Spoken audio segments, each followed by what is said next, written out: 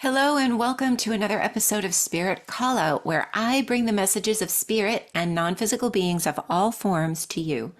Today, I will tell you why it's been several weeks since my last episode. Then, I'll explain how Spirit Call Out works. Then, I'll present the Spirit Call Out along with any lessons and awarenesses that I gained through this communication, like I always do. And lastly, I'll explain how this podcast will be transforming into more than just individual spirit callouts.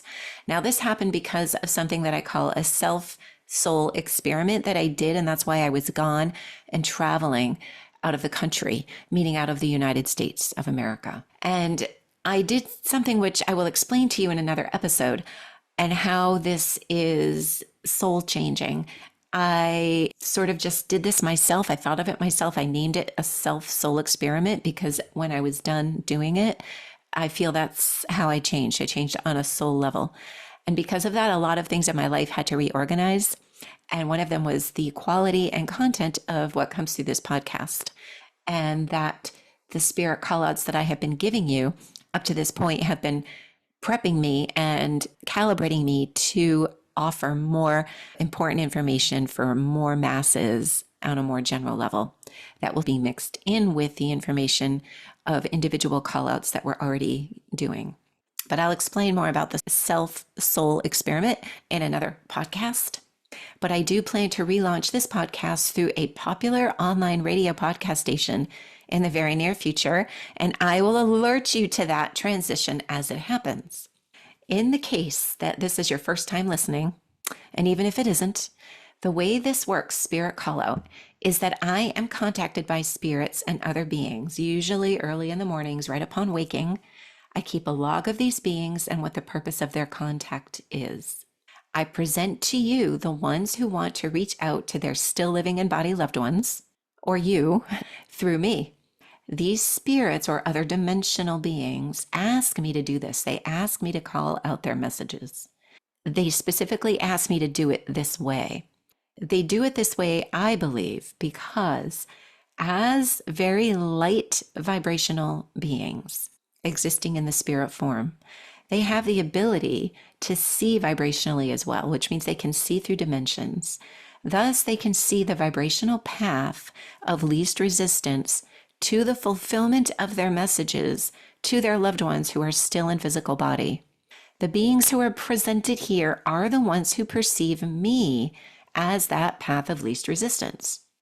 And when I do these call outs, the entities delivering the messages are actually here with us. Therefore, if I choose to first write a script for the episode in order to deliver the information really clearly and concisely, it all may be thrown out the window if the non-physical being decides to add information in the moment. So I just flow with it, and each episode may vary in its quality of candidness, meaning its quality of me versus the spirit actually talking.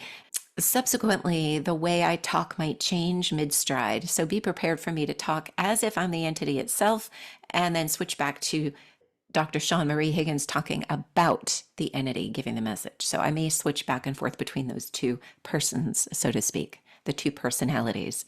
So now let's get to today's call out, which came to me originally June 26, 2025 at around 8:30 in the morning.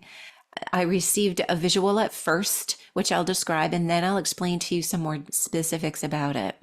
I did not draw this particular scenario, at least not yet, because of its emotional intensity, and because I received also the names of the individuals involved. I don't always receive names, but I did this time. So I thought that the visual would be less important. And also because of its emotional intensity, I feel like it would be better left undrawn at this time. However, if I feel the need and urge to draw it at a later time, I will let you know, and I'll post it along with the images that go along with this podcast to my website so that you can actually listen to the podcast and then go look at the images. I first saw the image, the non-physical form of an older man, appears to be in his later 50s or 60s, possibly early 70s. It's hard to tell age. He's standing beside a woman who is still in living body. So I saw an older man spirit on the right side of a woman who is still in living body. Now, I only see the woman's head and face at first. Once or twice, the image of her transformed into her laying in bed, but the dominant image I have of her now is just her head and face. I'll explain the head and face in more detail in a second because it is significant. The man standing to the right of this woman is leaning down towards his left side to hug her. At this point, she's lying in a bed. He hugs to his left, bending down to hug her while she is lying in bed. The moment he stands up, that image of the woman vanishes and she appears to me as just her head and neck emerging from either clouds or water. Now, this man is someone who the woman knew in life when he was alive as a living body. It is someone very dear to her. It could be a brother, a husband, or another family member, but I am sensing that this man is related either by marriage or genetically and not just a friend. I saw this gentleman overlaid with a light orange hue of light, although there were other colors underneath that hue, such as the coloring of his clothes that he was wearing. It appears that he is wearing a long-sleeved, either light jacket, light orange jacket, or button-up shirt of a dusty orange color, which is the symbol for me that he is a cousin or a brother usually. And his shirt is changing now into a t-shirt, which symbolizes brother. And for me, that's a symbol of the family relation that spirit is or was in physical body to the person they're trying to connect with. For example, if that same spirit came to me, but was trying to contact his son instead of a sister or a wife or something like that, he would appear as himself wearing a white shirt. So shirt for me has been a symbol that has come to me for years as a way to identify the relationship between the spirit and the human they're giving a message to. And again, there is some overlap with these things because sometimes you have a best friend who feels like a brother. Sometimes you have a significant other or spouse who is been with you for so long, it feels like they're literally related to you genetically. And so these do have some overlaps. I first saw him from the backside, bending down to hug the woman to his left, who also appears older, about his age, maybe a little bit younger. The woman's head and neck appear to me coming out of clouds or water. She appears to be in distress. It's as if she is in water or clouds and looking out, like one would be if they were treading water. Again, this can also be clouds. It feels like a metaphor for feeling suffocated or in distress, which could also indicate that this person, this woman, is physically or mentally, either literally in physical body in distress and having difficulty moving or expressing herself, or in mental distress. Is she confused? Does she have dementia? Does she wave in and out of lucid periods of consciousness? I kind of feel like this woman is very with it sometimes, and she might wave into a sort of a demented state where she has memory loss and forgets where she is, but then waves in and out. Of sub to full consciousness, being on that kind of fence of kind of knowing that you are not conscious, consciously knowing that at times you're not conscious is one of the most frightening stages of these kinds of changes that happen to physical beings as they get older. So this could be what that's representing, because I'm also seeing waves now, waves of water and very, very fluffy, choppy clouds, kind of, it's rough waters. It's gray clouds. This woman feels confused and clouded, whether it's a metaphor for a physical body. Literally, that's how her mental state is. Either way, this gentleman is there to comfort her. He's hugging her. He's standing beside her and helping calm her down. When he does approach her, she appears as the same person lying in a bed, very calm. Now, there are a few things that could be happening here, because I'm getting the vision of sort of like tentacles of white light coming off of the original source information that I'm getting, meaning there could be different branches of meaning coming into this circumstance, either from different angles of the same relationship, the same two people, or this could be a scenario that applies to 3 or 4 different families, but that it's coming through as one call out to reach as many people as possible. But I'm seeing tentacles coming off of a ignition of light source. So some of those possibilities I will describe to you. The woman's face looks scared. Her eyes are wide open. Her mouth is open and the sides of her mouth are turned down. She appears confused. She has dark gray hair kind of put up in a curly dew that's really pretty. Her face is thin. She's a very beautiful older woman. This man either saved her from drowning in the physical lifetime, from drowning or something else where she would have been suffocated or smothered or lost or confused. The other scenario is that he saves her, comforts her from mental cloudiness or physical inability to move the body, where she feels stifled and smothered and held back. He could also be saving or helping her transition into the light as she herself is passing away and she's deciding whether to stay or to go. Now, these could be all different people these are going out to, and this could be a sort of merged call out. Although I'm going to tell you names in a moment. So I'll have to let this unfold as it does, because this is truly just what I'm getting. And I'm getting some of this information in the moment right now. So as I call the information out, more is added to it. And I can't always tell you what this means, but I can tell you in truth what I get. And that's what I'm going to do, whether it makes sense or not, or whether it seems implausible or not. I do see a difference in their form, meaning density.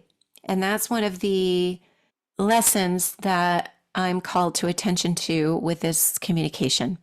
The woman is of more dense form than the man. So I can see the density of form, and I can see that she's a physical being and he is a light being. He's also overlaid with the hue of light, which has meaning as well. And we'll talk about that in a few moments. I can see a separation in consciousness between them, but not in physical. Or I could say it this way instead. I see a separation between them, but it is only perceived by the woman. She is not able to feel the presence of or see this gentleman who's in spirit form there to help her. I can feel the difference in consciousness density and in physical density. So I know that she is still in living form.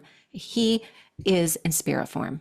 This man's leaning down and hugging her is his way of giving her a lifeline to both her physically and mentally. So he's helping her feel physically better in her body and more mentally at ease. He also does specifically say now that he is here for her passing when that does occur. He will greet her upon her passing, or has greeted her recently upon her passing. He will take her with him. Now, when I talked about the hue of light on the gentleman, I told you I would come back to that. And that is also an indication to me of who is in spirit form and who is the physical form. The difference between these two is that one was in a light form and the other was sort of a grayscale. So I saw the light and the color with the spirit and a grayscale for the physical woman, sort of a black and white kind of grayscale image. And an interesting thing about the woman's appearance is that it was sort of a mix between a cartoon and real image of a real face and flesh. Normally, I see a spirit as a cartoon portrayal of who they are, or a real in flesh type of visual, depending on the role that they are in relationship to the person they're trying to contact. For example, if I see a spirit guide for someone or a non-physical guide or helper, I usually see that as a cartoon figure so that I can portray the quality of their presence, because they may not exist in a form of a human. So they cannot portray to me a physical face or features or skin. So they'll give me pictures and symbols of what they are. Once I did see an angel. It was like a cookie cutter image of the silhouette of an angel. I once was shown the image of a man riding on a chariot, or a king with a crown, or something like that, where it's a cartoon symbol of the quality that they are bringing to the person to portray who they are as a non-physical entity in relationship to the person. If they're the guardian, they might come through as a warrior on a chariot or a knight. If they are angelic, they'll come through as a stereotypical angel.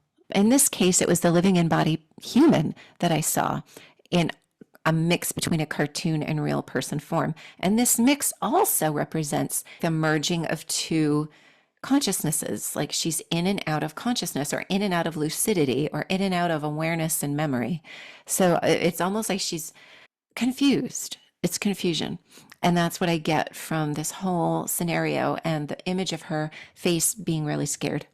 So in this case is very interesting to me because I perceive this spirit body as more of a real life fleshy image than the actual still living in body person that the message is for. So that was an interesting contrast for me in spirit communication. And although I've been doing this for many years, I'm always surprised at the amount of newness that I experience with each communication and how I learn new things with each communication. Because each entity, physical, non physical, whatever, all of us, each of us, and not just human beings or deceased human beings, but any being, we are all individuals and have our own quality. So there's an infinite number of ways that things can be relayed between worlds, between dimensions.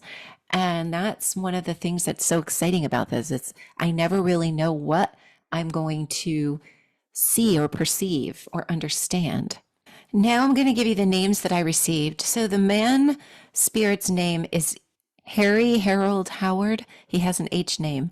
The woman's name is an L name, like Louise or Lillian or Louisa, something like that. I call them Harold and Louise, although the name could vary a little bit with the same letters, sounds, type, and generation within which that type of name would have come. These could be nicknames, middle names, last names, even. Consider that, please, when you are asking yourself, is this my loved one? The names were given pretty clearly, definitely H and L. H for the male, L for the woman. Harold and Louise are the two dominant ones. So please consider nicknames to be these names. Middle names could be these names, and also last names. So don't knock it just because it's not the first given name on a birth certificate. Another point I wanted to make here is that spirit communication is vibrational.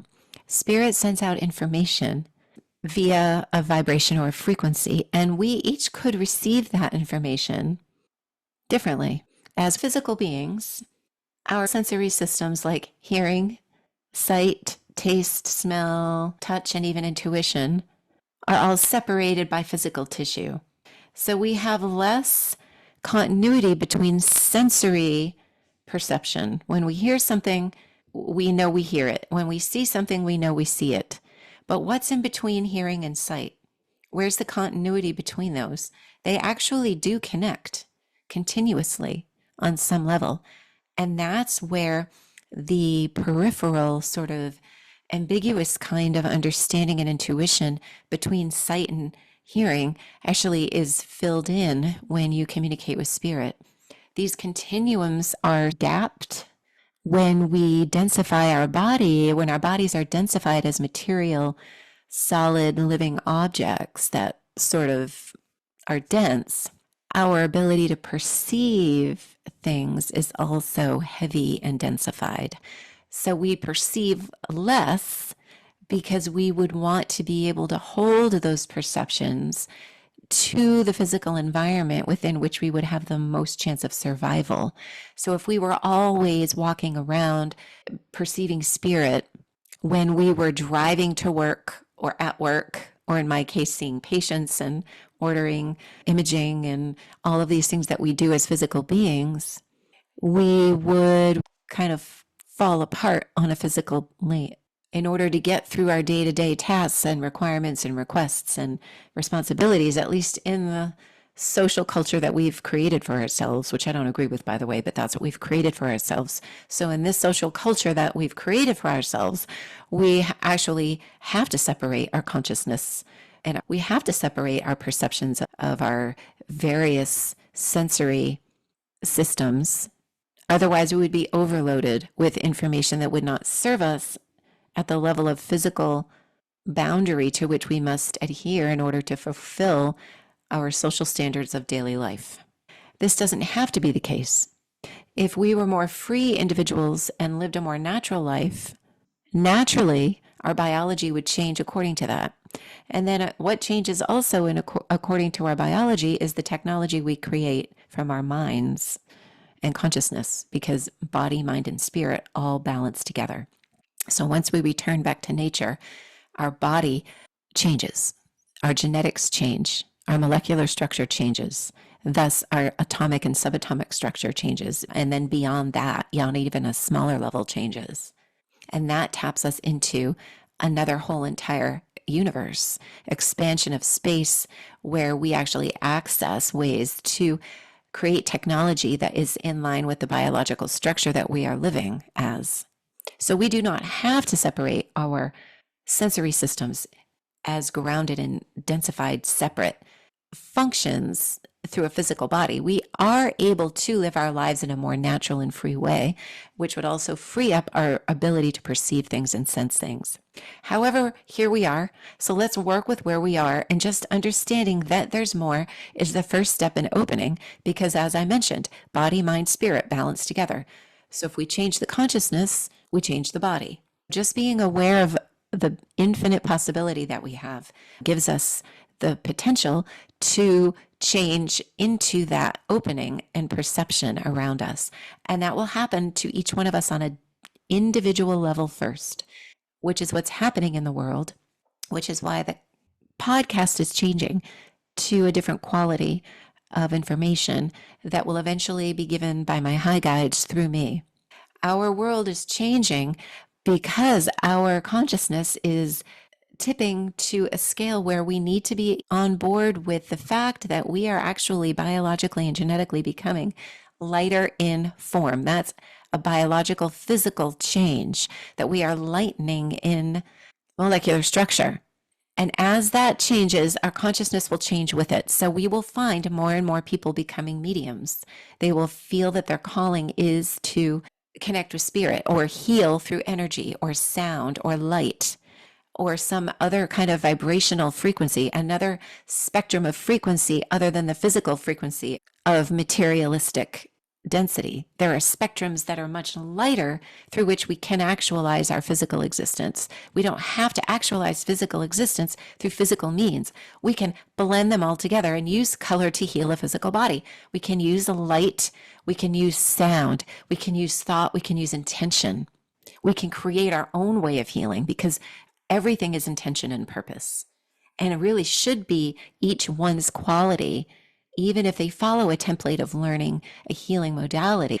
It's always going to be individual based on the one who performs that modality, because their biological structure doing it, their mental body, emotional body, and consciousness awareness will all have their own quality of how that occurs and how that will be conducted through the intention of their healing for you into their physical body, and the way they move the hands, the way they adjust your body, where they place their hands, what sound tones they use, what colors they would choose, how far away from your body they would be, all of these things and so much more. The physical always parallels. I'm not going to say mirrors, because mirror has a completely different meaning, and I'm not going to use that word in another episode. I'll tell you why. But there's always the energy piece that parallels the physical piece.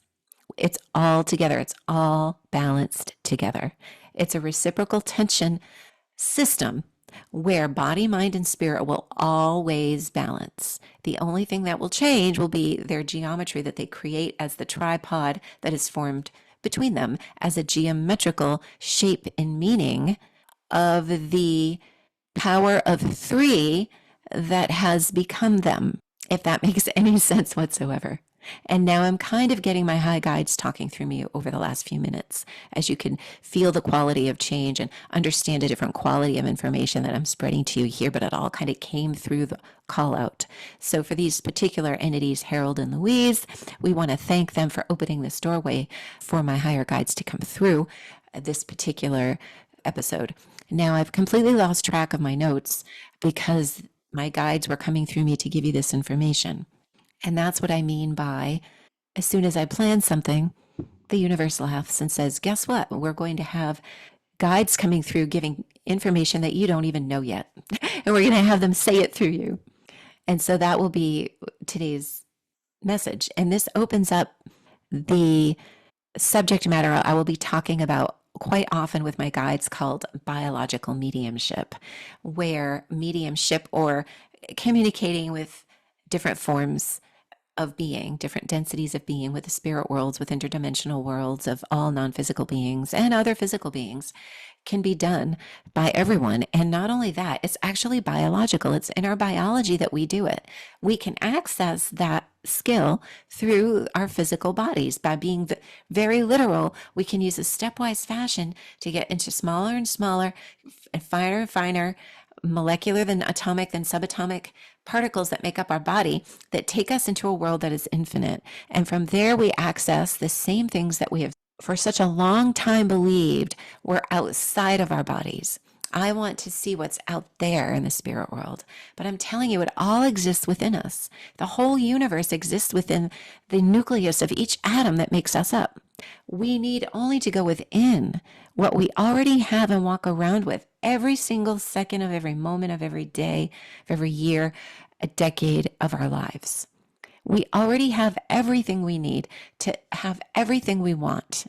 If we want to extrapolate this out to creating the life and the reality that we want as physical beings, we simply need only to tap into the magic that's already built us. If I wanted to create a life that I desire, I would go within that which has already built me in order to access the power to create that which me experiences. I would want to access what built me to come up with the creative blueprint for what I want that life of me to live, for what I want that life to be like that I live. That's the message that we're giving through the biological mediumship material.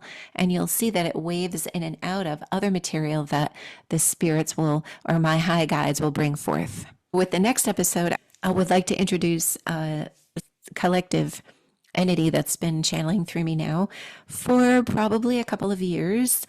Although, as you'll find out in the episode, that it could have been longer, but I didn't recognize it until probably about a year ago.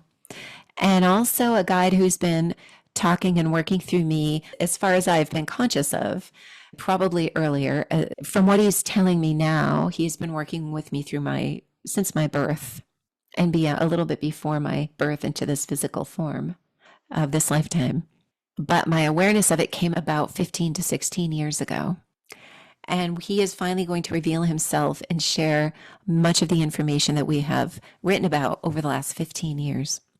And that will all happen at the next 2 episodes of Spirit Call Out.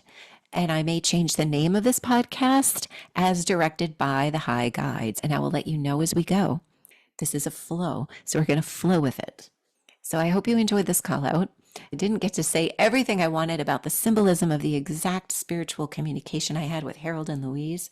However, I would like to say that they do come forward to give comfort to their families and for expressing the reassurance that Louise, I will call her Louise, is taken care of from the other side. Even if she appears to be in distress, she is comforted and taken care of by the spirit gentleman who is of close relation to her. So please don't worry. Know that she is loved and taken care of on a level that you cannot reach at this time. And you can sort of take a deep breath and know that. Please feel free to reach out to me at osteopathicwell@gmail.com or go to osteopathicwell.com and push the contact us and just send me a message. It goes to the same email. And thank you for listening. And until next time, I wish you all joyful communications with the spirit and other worlds. Namaste.